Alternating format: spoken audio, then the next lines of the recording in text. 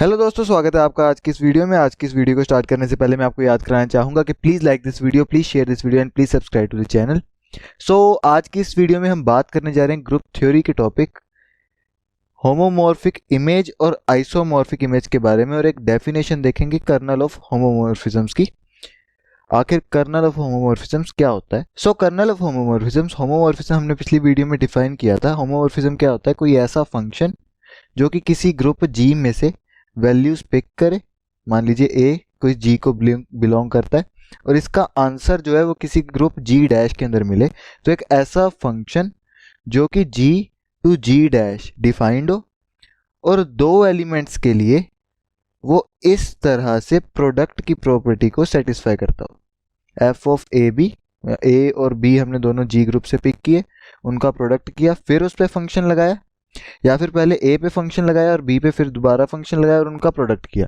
दोनों केसेस में अगर सेम आंसर मिलता है, ये हमारे फंक्शन को होमोमॉर्फिज्म बना देता है। अब इसका कर्नल क्या होता है? अब फंक्शन ए जो पिक करेगा, जी ग्रुप में से जो एलिमेंट पिक करेगा, उसके लिए आंसर्स कुछ भी आ सकते हैं और वो आंसर जी डैश के अंदर मिलेंगे। जी डैश के अंदर जो एलिमेंट्स के आंसर्स हमें मिलेंगे, हमें एक बात पता होनी चाहिए कि फंक्शन जब ग्रुप की आइडेंटिटी पे लगेगा, क्योंकि ग्रुप के अंदर से हर एक एलिमेंट के लिए कुछ ना कुछ आंसर मिलेगा, तो ग्रुप के अंदर आइडेंटिटी भी होती है। जो इसके अंदर आइडेंटिटी होती है उसके ऊपर जब होमोमॉर्फिज्म अप्लाई किया जाएगा तो उसका आंसर जी डैश की आइडेंटिटी मिलेगा। यानी ग्रुप जी की आइडेंटिटी जो है वो हमेशा जी डैश की आइडेंटिटी के साथ ही पेयर की जाएगी इस फंक्शन के थ्रू, इस होमोमॉर्फिज्म के थ्रू। तो एक एलिमेंट ऐसा हमेशा जी ग्रुप के अंदर मिलेगा जो कि जी डैश की आइडेंटिटी के साथ पेयर्ड हो। और एक सेट, मान लीजिए उसका हम नाम रखें A, a set of all the elements in G, G के अंदर वो सारे एलिमेंट्स जो कि ई डैश के तरफ मैप किए जाते हैं, जो कि ई डैश के साथ पेयर्ड है। यानी कि x such that x belongs to group G, यानी ग्रुप जी के वो सारे एलिमेंट्स सच दैट x के ऊपर जब होमोमॉर्फिज्म अप्लाई की जाती है तो उसका आंसर ई डैश आए। ई डैश जो है identity element of G dash.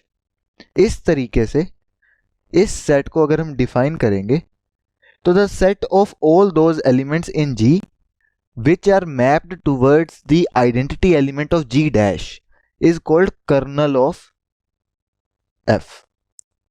इसको हम कर्नल ऑफ एफ बुलाते हैं। कर्नल ऑफ एफ के लिए एक प्रॉपर्टी हमें जिसकी जरूरत इस वीडियो के लिए पड़ेगी वो ये है कि कर्नल ऑफ एफ जो कि एक सेट है उन सभी एलिमेंट्स का जो कि होमोमॉर्फिज्म के थ्रू ई डैश की तरफ मैप किए जाते हैं, यानी वो सारे एलिमेंट्स जो कि जी को बिलोंग करते हैं। यानी कि कर्नल ऑफ एफ जो है वो सारे एलिमेंट्स जी में से ही पिक करेगा जो कि मैप किए जाते हैं ई डैश की तरफ, जी डैश की आइडेंटिटी एलिमेंट की तरफ। तो कर्नल ऑफ एफ हमेशा जी का एक सबसेट होगा। तो कर्नल ऑफ एफ जी का सबसेट होने के साथ साथ एक सब ग्रुप भी होगा, यानी कि वो ग्रुप की सारी प्रॉपर्टीज को सेटिस्फाई करेगा। सेट तो ये है ही, सब ग्रुप भी होगा और नॉर्मल सब ग्रुप होगा। यानी कि kernel of F is a normal subgroup of given group G. इस तरीके से हम कर्नल ऑफ एफ या फिर kernel of any homomorphism define करते हैं। आगे हमारे पास आ गई हैं होमोमॉर्फिक इमेजेस। होमोमॉर्फिक इमेजेस हमारे पास क्या होती हैं? हमने पिछली वीडियो में बात की थी एपीमॉर्फिज्म के बारे में। एपीमॉर्फिज्म क्या होता है? एक ऐसा फंक्शन जो कि होमोमॉर्फिज्म हो, होमोमॉर्फिज्म होने के साथ साथ अगर वो ऑन टू भी हो तो वो एपीमॉर्फिज्म हो जाता है। ऑन टू का क्या मतलब है? फंक्शन एफ जी से एलिमेंट्स पिक करेगा, जी डैश के अंदर आंसर्स फाइंड करेगा। अगर जी डैश का हर एक एलिमेंट, जितने भी एलिमेंट जी डैश के अंदर है, वो हर एक एलिमेंट जी के किसी ना किसी एलिमेंट के साथ पेयर्ड है, जी डैश का कोई भी एलिमेंट छूटा नहीं हुआ, उस केस में हम उस फंक्शन को, उस होमोमॉर्फिज्म को ऑन टू बुलाते हैं। तो होमोमॉर्फिक इमेज क्या होगा? यहाँ पे जी डैश जो कि जी के कॉरस्पॉन्डिंग सारी इमेजेस को कैरी कर रहा है। जी के अंदर से हम एलिमेंट पिक करेंगे, मान लीजिए ए पिक किया, उसका जो आंसर आएगा, उसकी जो इमेज आएगी वो जी डैश के अंदर मिलेगी। जी डैश के अंदर जो इमेज मिलेगी वो जी डैश के हर एक एलिमेंट किसी ना किसी जी के एलिमेंट की इमेज होगा, क्योंकि जी डैश का कोई भी एलिमेंट अब रह नहीं सकता क्योंकि वो ऑन टू है। अगर कोई फंक्शन इस प्रॉपर्टी को सेटिस्फाई करता हो कि वो ऑन टू हो, यानी जी डैश के किसी भी एलिमेंट को लीव ना करे, उस केस में जी डैश को हम कहते हैं homomorphic image of G. Particularly G के लिए जी डैश जो है वो जी की होमोमॉर्फिक इमेज है, क्योंकि एक ऐसा फंक्शन एग्जिस्ट करता है जो कि जी के हर एक एलिमेंट को जी डैश के हर एक एलिमेंट के साथ मैप कर सकता है। जी डैश का कोई भी एलिमेंट यहाँ पे छूटा नहीं रह जाएगा। इस तरीके से हम होमोमॉर्फिक इमेजेस को डिफाइन करते हैं। इसको एग्जांपल से बहुत अच्छे से समझते हैं हम। हमारा एग्जांपल यहाँ पे क्या है, मान लीजिए कोई जी ग्रुप है, उसका कोई नॉर्मल सब ग्रुप, यानी कि नॉर्मल सब ग्रुप, ये हमारा जी ग्रुप है, इसके अंदर एक नॉर्मल सब ग्रुप है। नॉर्मल सब ग्रुप के कॉरस्पॉन्डिंग हम जी ग्रुप को छोटे छोटे कोसेट्स के अंदर डिवाइड कर सकते हैं। इन कोसेट्स को हमने लेग्रांजे थ्योरम के थ्रू पढ़ा है कि ये हमारे जी ग्रुप को कंप्लीटली इक्वल पार्ट्स में डिवाइड करेंगे।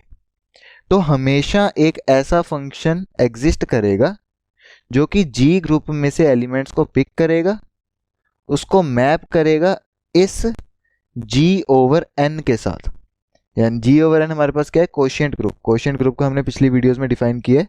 इसको अच्छे से समझने के लिए आप पिछली वीडियो को रेफर भी कर सकते हैं। यहाँ पे हम डेफिनेशन एक बार फिर से आपको बता भी देते हैं कि जी ओवर एन कोशिएंट ग्रुप क्या होता है कि जी ग्रुप को जब हम नॉर्मल उसका सब ग्रुप जो है उसके कॉरस्पॉन्डिंग कोसेट्स जब बनाते हैं, उसके इन सारे कोसेट्स का एक बड़ा सेट, इसको हम जी ओवर एन बुलाते हैं। जी का हर एक एलिमेंट किसी ना किसी नॉर्मल सब ग्रुप के साथ पेयर किया जा सकता है। किसी ना कोई ऐसा फंक्शन एग्जिस्ट करेगा। ये फंक्शन जो है ये हम कुछ भी अपनी मर्जी से डिफाइन कर सकते हैं। यानी कि दुनिया में जितने भी फंक्शंस एग्जिस्ट किए, मतलब कि जितने भी लॉजिक्स क्रिएट हो सकते होंगे, उन सभी लॉजिक्स में से अगर आप कोई ऐसा लॉजिक क्रिएट कर सकते हैं जो कि जी के हर एक एलिमेंट को जी डैश के हर एक एलिमेंट के साथ पेयर करा सके, जी डैश का हर एक एलिमेंट यूज कर सके, कोई ऐसा फंक्शन आप बना सकते हैं, तो उस केस में हमारा जो जी बाई एन है वो जी का होमोमॉर्फिक इमेज बन जाएगा। इस एग्जांपल को अच्छे से समझने के लिए इसको एक विजुअल व्यू देते हैं। जी ग्रुप हमारा मान लीजिए इस तरीके से डिफाइंड है, इसके अंदर कुछ एलिमेंट्स है ए बी सी डी, इस तरीके से। जी ओवर एन क्या होगा, इसमें से कुछ एलिमेंट्स को पिक करके हमने इसका एक नॉर्मल सब ग्रुप बनाया। अब नॉर्मल सब ग्रुप है तो उसका कोशिएंट ग्रुप डिफाइंड है। कोशिएंट ग्रुप डिफाइन करने के लिए जिस ग्रुप से हम जिस नॉर्मल सब ग्रुप को यूज करते हैं, जिस सब ग्रुप को हम यूज करते हैं, उसका नॉर्मल होना जरूरी है। तो ये नॉर्मल सब ग्रुप है। मान लीजिए कि हमने एक नया नॉर्मल सब ग्रुप डिफाइन किया ग्रुप के अंदर, जो कि आई जे के ओ पी इन सारे एलिमेंट से बना है।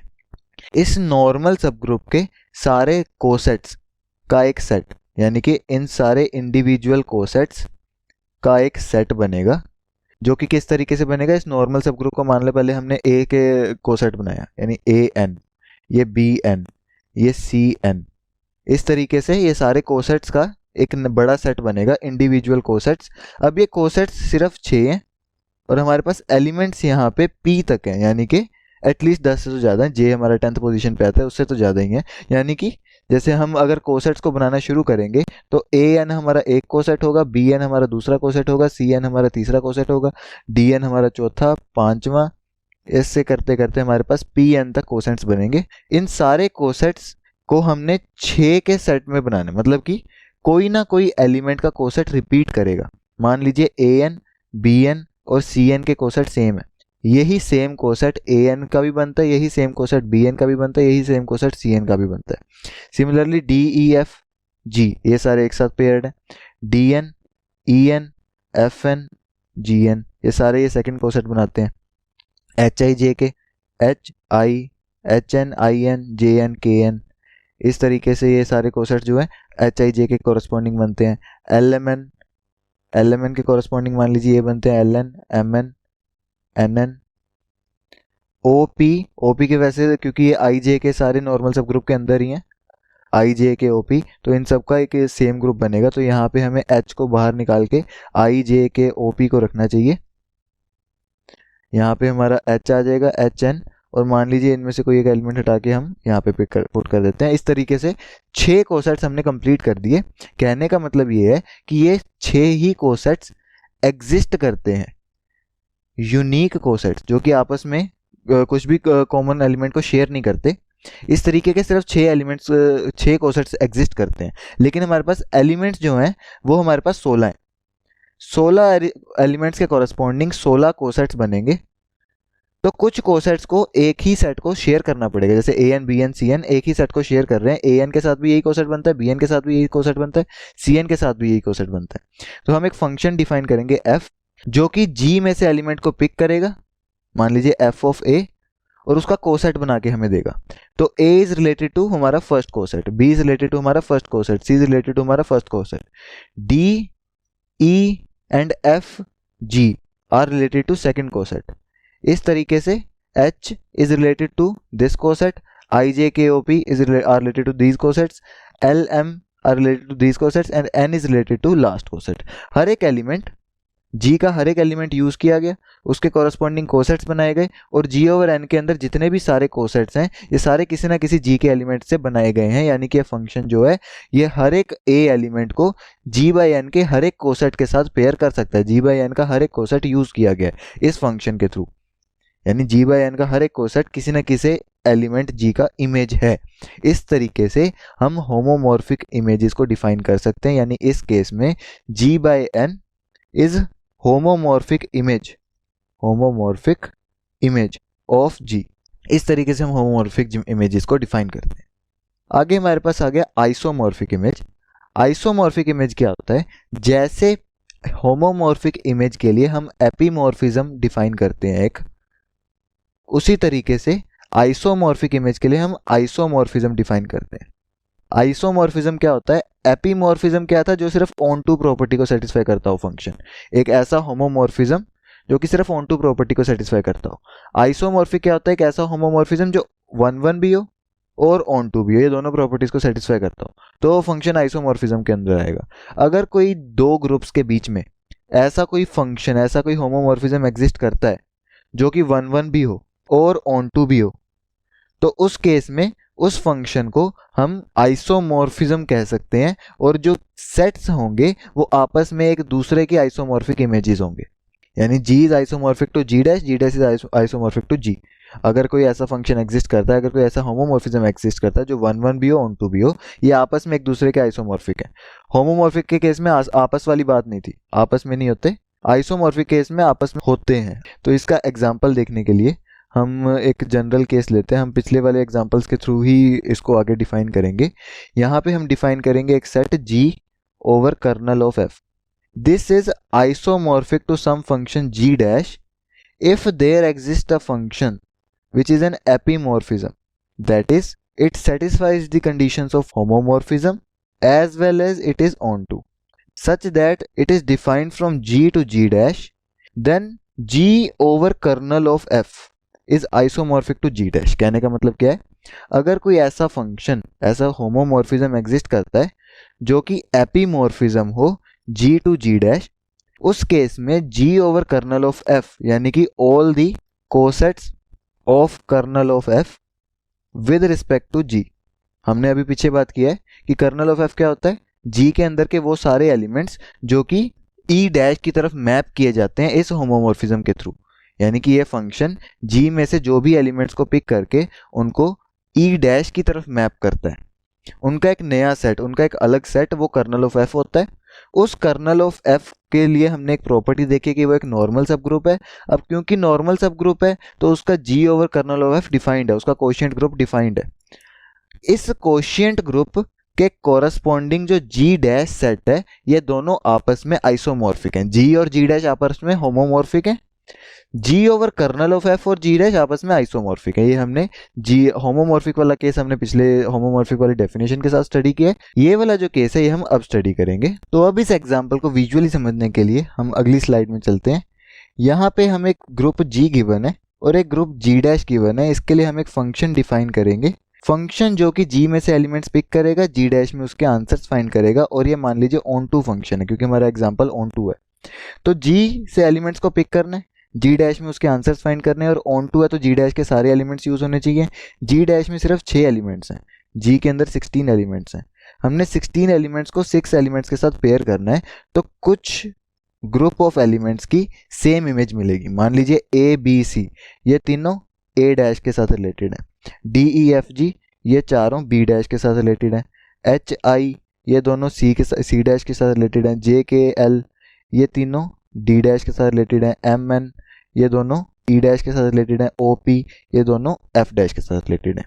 इस तरीके से हमने कुछ भी हो सकता है, हम कुछ भी तरीके का फंक्शन डिफाइन कर सकते हैं, किसी भी तरीके से रिलेशन बन सकता है, एक जनरल एग्जांपल है। इस तरीके से मान लीजिए कोई फंक्शन डिफाइंड है। अब कर्नल ऑफ एफ क्या होगा? कर्नल ऑफ एफ वो सारे एलिमेंट्स का ग्रुप सेट है जो कि ई डैश के साथ जी डैश की आइडेंटिटी के साथ रिलेटेड है, ई डैश के साथ रिलेटेड है एम और एन। तो कर्नल ऑफ एफ के अंदर एम और एन आएंगे। अब हमने एक प्रॉपर्टी कर्नल ऑफ एफ के लिए पढ़ी है कि kernel of F is a normal subgroup. अब क्योंकि ये नॉर्मल सब ग्रुप है तो इसका कोशिएंट ग्रुप डिफाइंड है।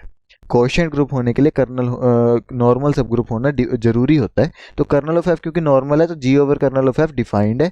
G over kernel of F हमें कुछ कोसेट्स देगा। अब ये कोसेट्स जो हैं ये डिस्टिंक्ट कोसेट्स हैं, लेकिन सिर्फ 6 हैं, जो कि हम देख सकते हैं एग्जांपल में 6 कोसेट्स हैं।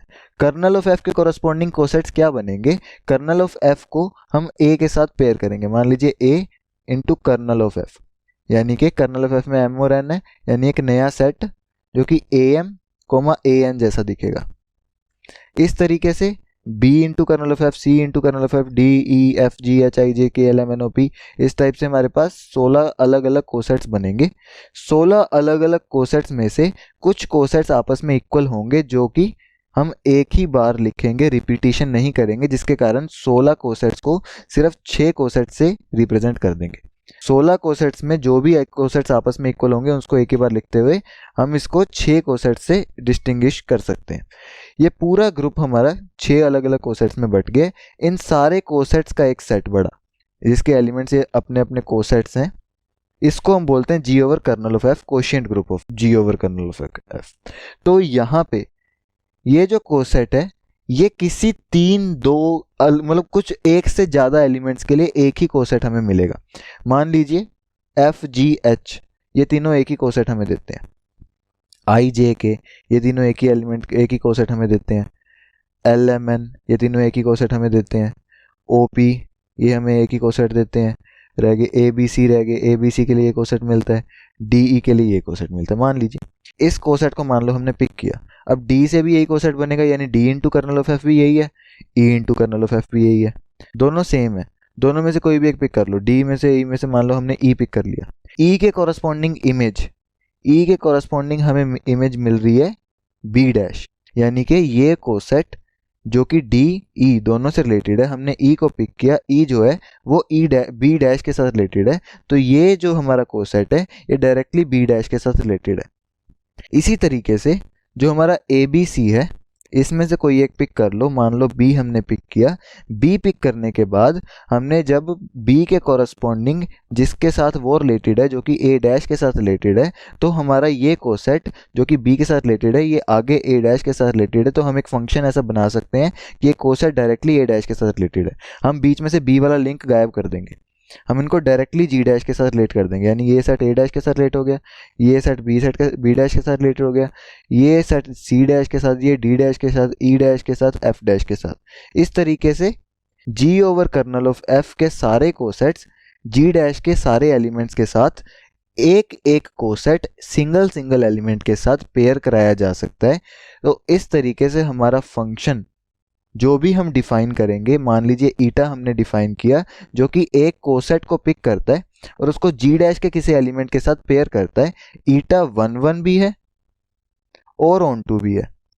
इस कारण से ये एक आइसोमॉर्फिक इमेज है, आइसोमॉर्फिक इमेज है 1 और ऑन टू दोनों होने के कारण। यहाँ पे हम कह सकते हैं G over kernel of F is isomorphic to G dash. Similarly G dash is isomorphic to G over kernel of F. ये दोनों साइड से ट्रू होता है। होमोमॉर्फिक इमेज दोनों साइड से ट्रू नहीं होती, आइसोमॉर्फिक इमेज दोनों साइड से ट्रू होती है। अगर A is isomorphic image of B then B is an isomorphic image of A। So आज की इस वीडियो में इतना ही। आज की इस वीडियो को देखने के लिए आपका बहुत बहुत शुक्रिया। Please like this video, please share this video, please subscribe to the channel. Thank you for watching this video.